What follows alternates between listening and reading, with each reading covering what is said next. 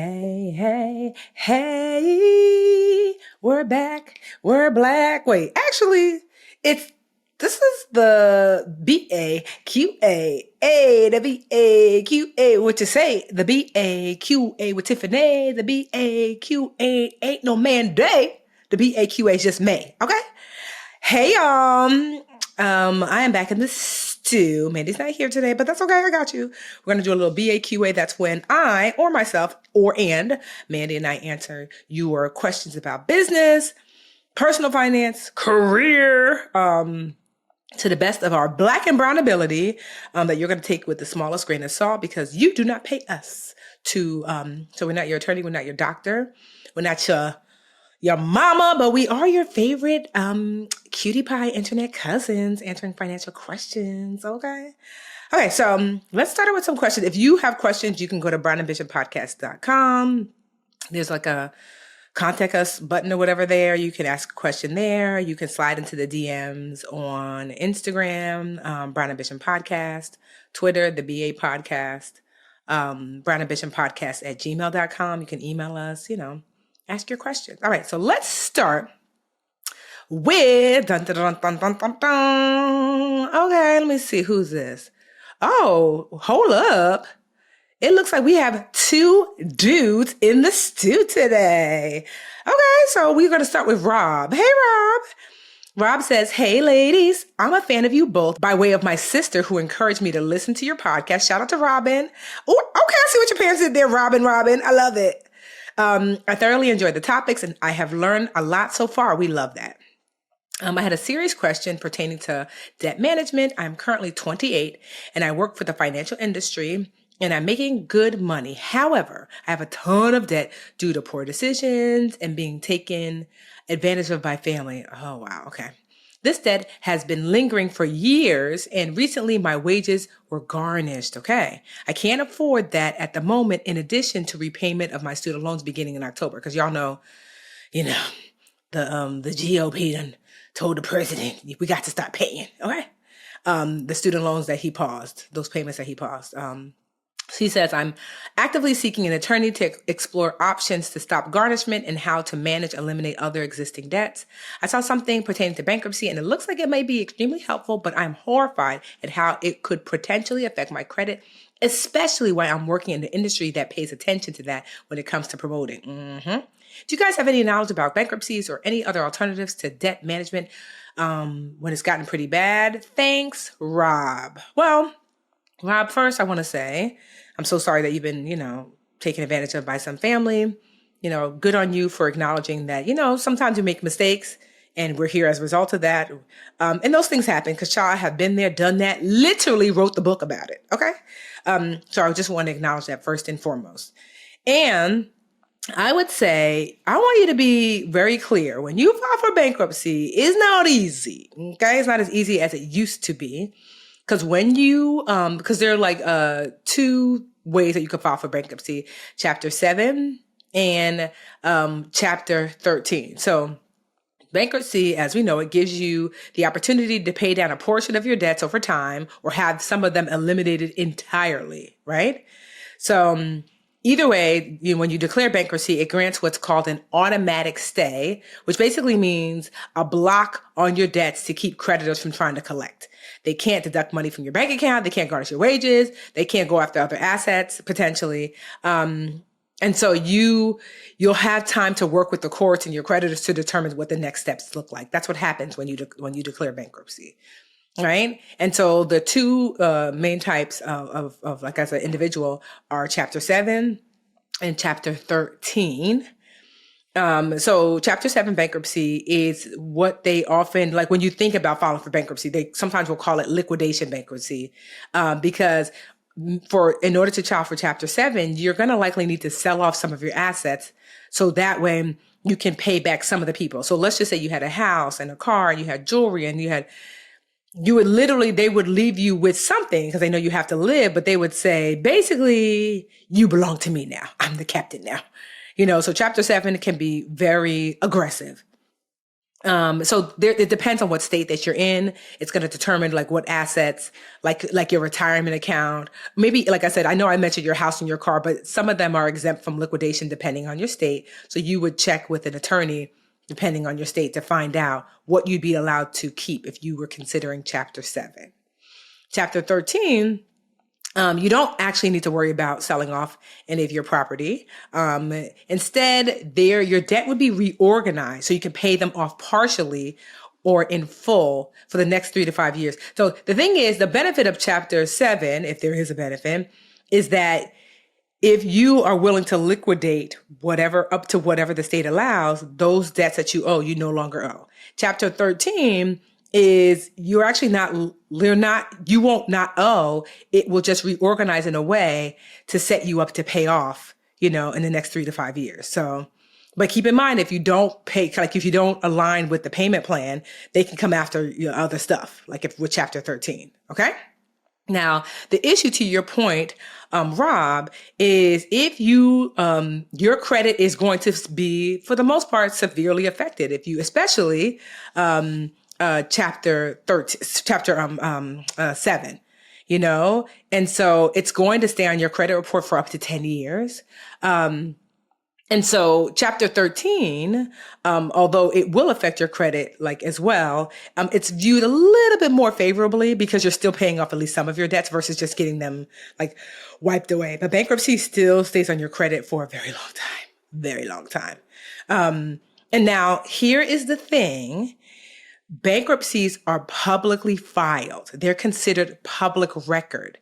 Now, it doesn't mean that, they're going to be like sending a letter to your mama, but oftentimes, I think it was like I read a statistic. It's like up to 29% of employers do check your credit, and especially, I'm not gonna lie, Rob, you're in the financial industry, so filing for bankruptcy because you're in the financial industry and you're very young. You didn't say how much you owed. Makes me feel a little bit nervous because although you have a job, so it might not keep you from a job. I've actually heard people. I remember a friend of mine was working like a trucking company and couldn't get a promotion because what she did was she handled like, I guess, accounts and things like that. And they felt like if you have bad credit, you might be more likely to steal. And so she couldn't get a promotion until she got her credit score up.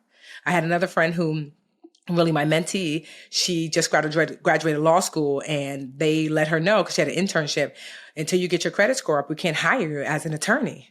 And so, especially in your space, I cannot see how filing for bankruptcy is not going to affect your ability to climb the corporate ladder. And like I said, that stays on your credit report 10 years. Rob, you young, sir. You're young. So I'm not here to tell you what to do, but I'm here to tell you what I would do, which is I ain't filing for bankruptcy. Like unless I owed $1 million, $10 million, something crazy, then I'm like, if that makes sense. People be filing for bankruptcy for some old $10,000. No, not. And you got 7 kids and you're 85. No, Rob, you're 28. I'm sure you don't own $1 million. And so there are other alternatives to filing for bankruptcy that won't curtail your ability to make money. You want to know something? Some of them? Here you go. There's credit counseling, right? There are literally certified nonprofit credit counseling agencies that help you basically similarly do to what Chapter 13 would do, which is help to reorganize your debt. One of my favorite is, write this down, Rob. You got your pen? nfcc.org. Actually, let me just like type it in so I can remember. I can look at it. nfcc.org. And they are the, what do they call themselves? I believe they're the National Foundation for Credit Counseling. And I like them because one, it's a nonprofit organization and they have partners in every state, that these certified nonprofit credit counseling agencies in every state. So you can find one in your state and from what I remember the last time, I don't know if they do now, but it would be like they used to do like a sliding scale, like helping you anywhere from free to whatever you can afford. I don't know if that's still the case. You'd have to obviously connect with a counselor. You can connect like via, you can call them, you can connect with them online. But that is my favorite. I have never heard anything bad about them. I love the NFC, and I've been recommending them for like the last 10 years, and everybody always comes back and says, thank you so much. So credit counseling is an alternative. Also, too, there's debt consolidation. That's a second alternative. So debt consolidation basically means like looking at your debt, like listing it in a way that you can kind of see all you owe, who you owe, what percentage, what's your interest rate, all of that. And then ask yourself, like, say, for example, you've got 3 or 4 credit cards. Depending, I don't know what your credit score is looking like now, but seeing if you could qualify for either a credit card or a loan that's less than the average of the interest rate. Like, so for example, let's just say you have 3 credit cards. One is a 10% interest rate, one is 20, one is 15, right? And because your credit score is pretty decent, you're able to either get a credit card or to get a loan from ideally like a credit union that says we can give you an interest rate of 8% or whatever. So it's like, oh, okay, that's less than what I'm paying now. And that loan, you used to pay off the 3 or 4 people that you owe, and you're just paying this one person now, this one credit union. Or sometimes people do this with roll-off, transferring balances to a credit card. You can roll over. Sometimes some cards, if you have excellent credit, will say you pay a 0% interest rate for 12 months, 15 months. And so you're literally, all the money that you're paying goes directly to the card and not to any interest. But the key is you got to read the fine print, because sometimes they have a 3% transfer fee, And then on top of that, you want to make sure that there's if you don't pay us back by the end of 12 months, you have to pay all the interest that we didn't charge you. So consider debt consolidation. That's getting a loan from a credit union, ideally a credit union that's going to provide you with a better interest rate. If you're not a member of a credit union, Google credit union near me. Someplace you can join today and apply today. Consider balance transfers, So like if you have multiple credit cards. So that's another alternative. And so like also too, a debt management plan. So if you go to that, like I said, nfcc.org, oftentimes they have something called the DMP, which is a repayment program that a certified credit counselor can organize for you. And so that's like, that's maybe like one point, instead of like the third alternative, this is an alternative that like kind of tacks on to getting credit counseling. Like literally, they will not only, it's not just that they'll on paper say, hey, Rob, here's the way you should pay off your debt. They will reach out to your creditors for you, negotiate better repayment terms, negotiate lower interest, and then say, okay, Rob, we've done all this work. Here's how much you have to pay, who and when. Does that make sense? Okay. And then lastly, you can do debt settlement or debt relief, And so what that means, and I've done this. So I remember one time, I dyed my hair. I did not know I was allergic to black dye. And when I say my face blew up, it was a hot air balloon. I mean, my face blew up. It looked crazy. And I was broke at the time. And I was like, at first I was like, oh, it's just a little puffy. And then it just kept growing bigger and bigger. And I was like, I don't have any money to go to the doctor, to the hospital. My mom was like, so do you want to wake up tomorrow or not?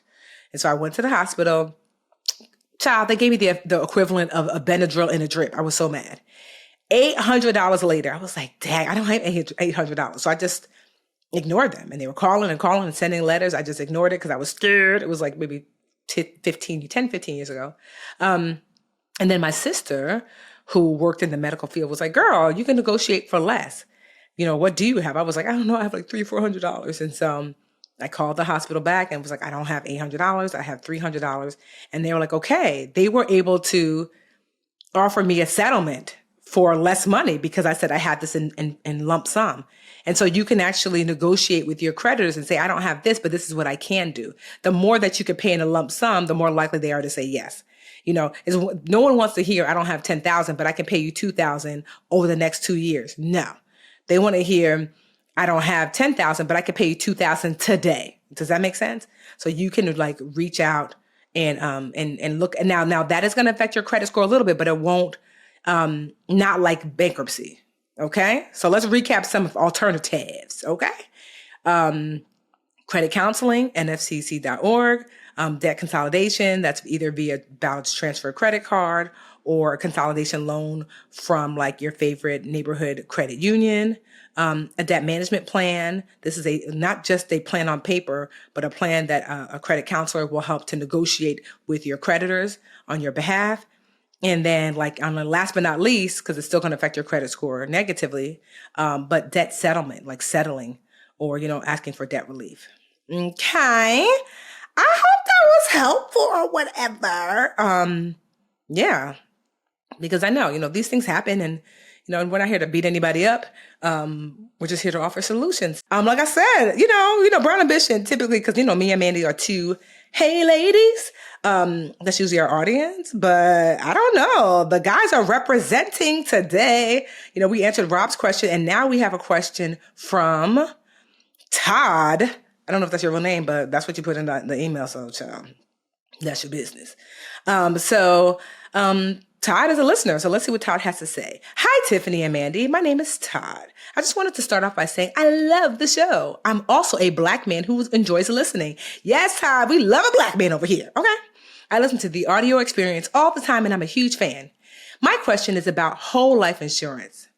I wanted to know when you had Ramit Sethi in the stew. Okay, I see you taking on my language.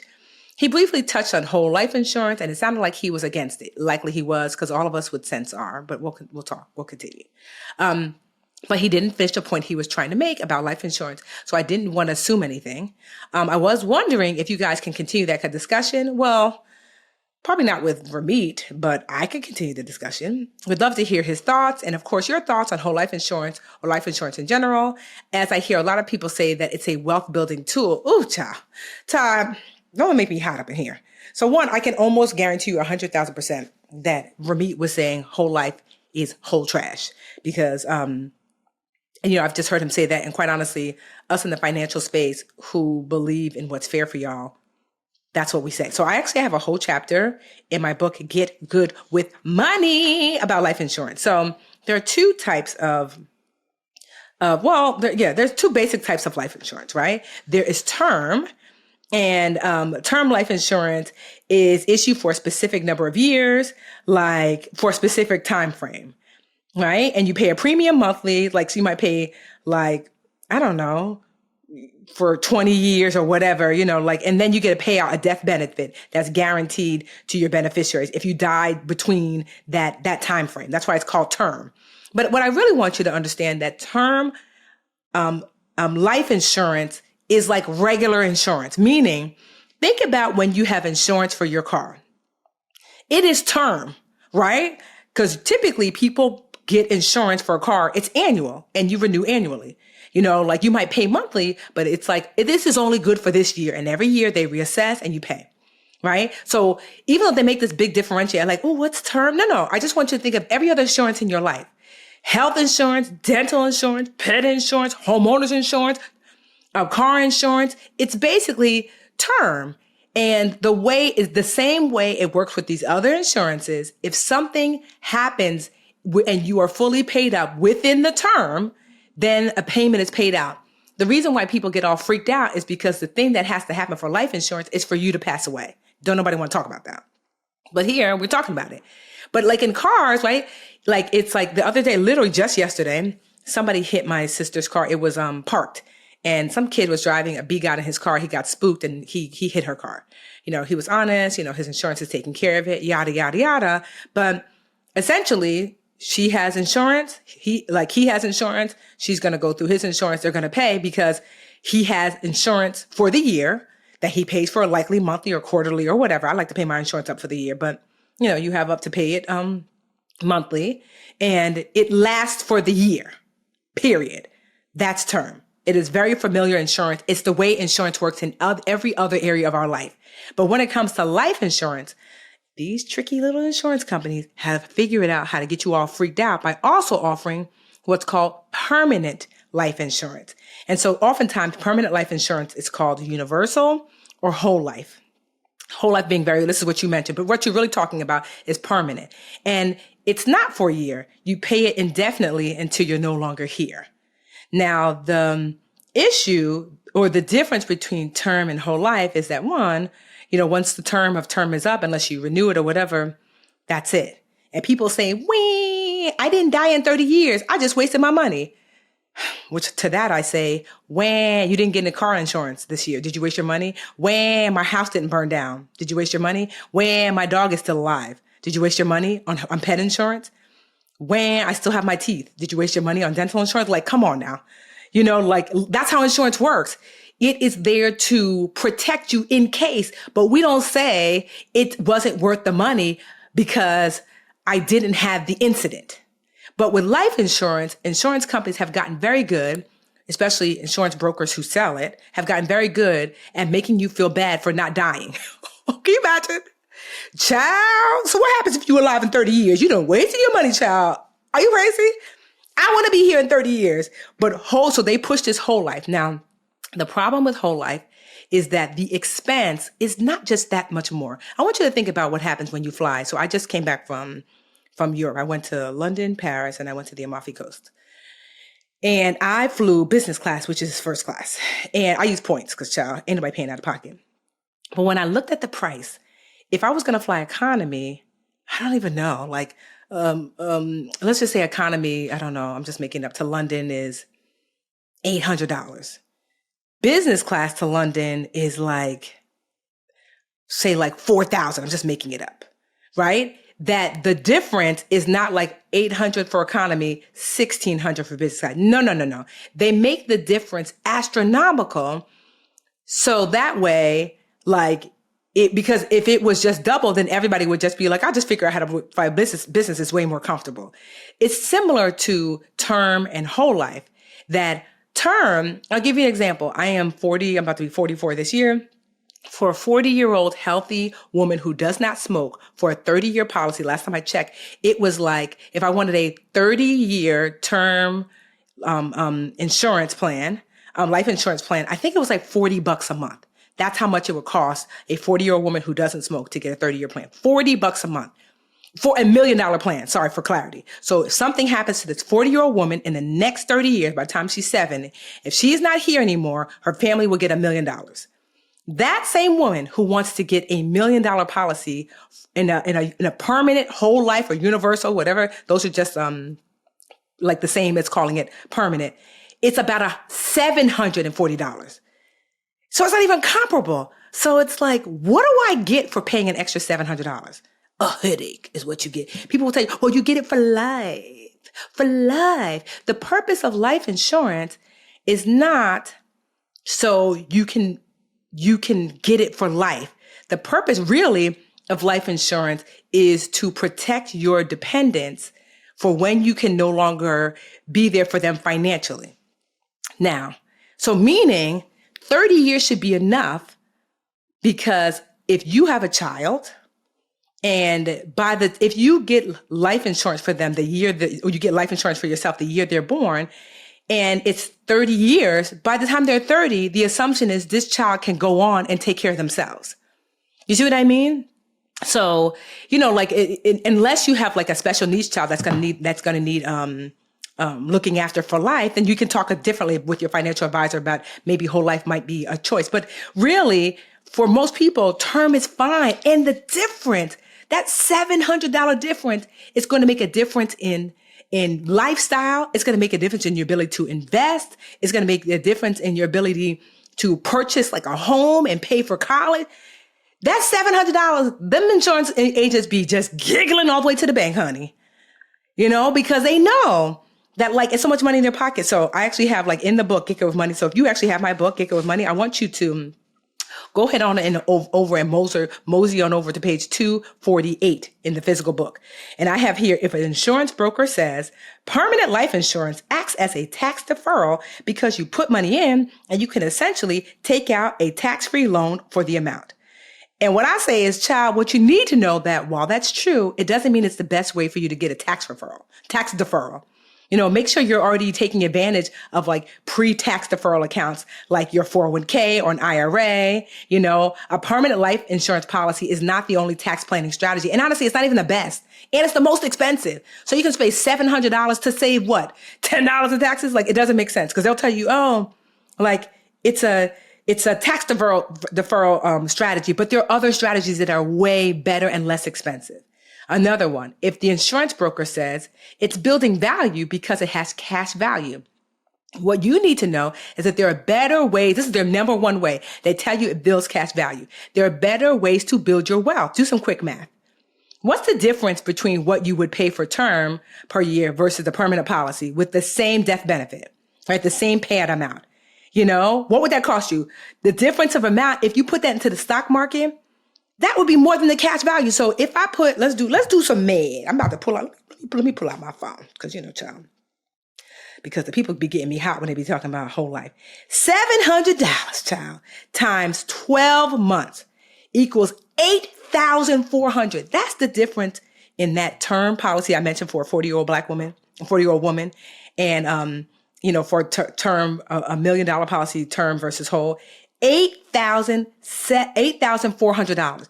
That is the amount of money that person can then put into the market. And on average, the stock market on the low end for the last 30 years has yielded 7 to 8%, really about 10%. But if we keeping it real cute, 7 to 8%. Do you want to know what the cash value, like the rate of return on that cash value, if you put that money, that $700 instead of the market that on the low end yields 7%, in a whole life policy, like this is according to Consumer Reports, the average annual rate of return for a whole life guaranteed cash value is 1.5%. You might as well put it in grandma's mattress. 1.5%, banks are giving more than that. You literally can just put your money, instead of a whole life insurance policy, into a savings account. Right now, savings accounts are giving up to 4%, if not more. So that whole cash value that you get, what's cash value, cash value? No. In inflation, which I don't know, what is the inflation rate right now? We're about to find out. Inflation rate. USA rate of inflation. Let's see what's the inflation rate currently. Right now, our inflation rate is 3.18, meaning your money is losing its value at a little over 3%. So if they are making you richer by 1.5%, but your money is decreasing by 3.8%, you losing money. Whereas if you put your money in the market, and the market is generating 7 to 8 to 10% on average annually over the last 30 years or so, like you'll be up like 4% because the market is generating, say, 8% and you are losing 3% due to inflation. So the difference in that is 5%. Right? So that means you'll be up 5%. But if whole life says, we'll give you 1.5%, but you're going to lose 3% in inflation, that means you're down 1.5%. That doesn't make sense. Honestly, that's why it irritates me so, because I'm like, that whole cash value, you're not giving any interest with cash value. That extra $700 just goes to people's pockets. That's why they be pushing it so hard, because I've spoken to insurance agents. The amount of money they make on whole life, child, it makes their whole life. And last but not least, if they say you'll have this benefit that you can provide to your children no matter what, even if you don't have any other assets, they get this life insurance policy from you. And I want you to know that this guarantee comes at a significant cost that it doesn't make most sense for most people. It comes at a significant cost because, yes, you'll be able to leave this money to your children, but what about when your kids are alive? I bet you that $700 a month would be more helpful for when you're actually alive than a potential one day, hopefully, $1 million if you pass away at 80. Does that make sense? And who knows what $1 million will be by then? So I just hope that you understand that, like, I promise you, I can't speak for Ramit, but you can go ahead to Twitter and type in Ramit Sethi whole life, and I promise you will see him lambasting it. Lambasting, because I believe in life insurance, but I'm just saying that, like, you want, life insurance is there specifically for your earning years to take care of your dependents when you're not here. That's its core thing. Now, certainly you can use life insurance to help boost your family to grow wealth. So I'll give you an example of how I'm using it now. So most people know that my husband passed away suddenly from an aneurysm like 2 years ago. And we had life insurance. I had like, I think I have like a $3 million policy because of like the budgetista has done very well. We have property and all this other stuff. So I wanted to make sure that like, he worked for the city and I made significantly more than him. And I wanted to make sure that, that if I was not here for whatever reason, he can maintain the life that we've built because, working for the city doesn't pay a ton of money. Right. And so he is no longer here. And so he did have life insurance policies from his job and personal ones, and that have paid out to myself, his family, and my stepdaughter. So that was good. He did that. And so just so you know, too, you don't have to have a lot of money to prepare, because his life insurance policy largely is making sure Alyssa, my bonus daughter, doesn't have to worry about paying for school. And the money that I put up for her, too, she doesn't have to worry about her first home. So like, I am not anti-life insurance. Like it was such a useful tool in helping us. Like I didn't need the money, but really helping us, one, pay for, funeral expenses, but also two, making sure it did what it's supposed to do, making sure that your dependent, your daughter, our daughter, doesn't have to worry about certain things that we would have taken care of with him being here. With that being said, my financial advisor said, Tiffany, you still have this $3 million policy. What you want to do with it? Because Jarrell's not here. She said, you can cancel it if you want to. Now, I can't remember how much I'm paying for the $3 million. I want to say maybe $1,200 for the year. I can't remember. Don't get me to lying. But I can't remember how much I'm paying. But the amount is fairly nominal for my income. Now, for me, I said, let's keep it because I recently got it just like a few years ago. And so I still have 30 years on it. And it doesn't hurt me financially to pay.